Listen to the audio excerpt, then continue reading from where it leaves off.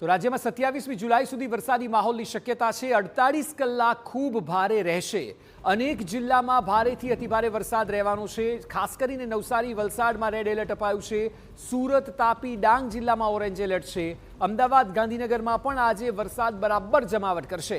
ખેડા, આણંદ, ભરૂચમાં પણ ભારે વરસાદની શક્યતાઓ અત્યારે જોવા મળી રહી છે।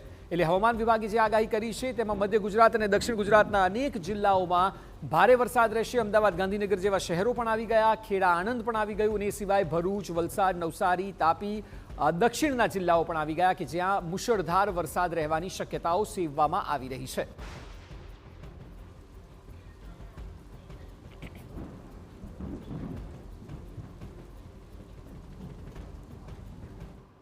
તો આગામી 48 કલાક વરસાદને લઈને આપના જિલ્લામાં કેવો વરસાદ રહેશે તે આપને બિગ વોલ પર બતાવીએ, જેથી કરીને આપ સારી રીતે સમજી શકો કે આપના ત્યાં વરસાદ કેટલો છે।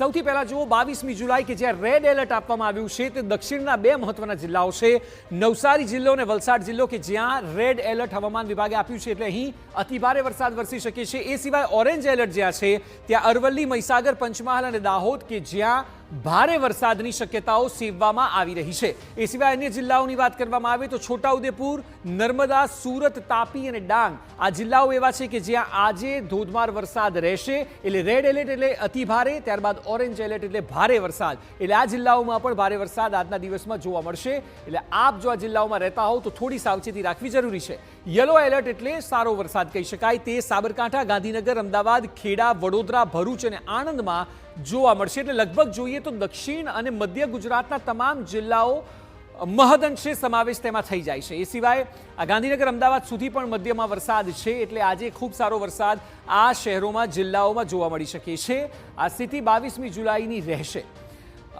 ઓવરઓલ વરસાદ ખૂબ સારો છે, એ વાતમાં કોઈ બેમત નથી ને આગામી સમય, આગામી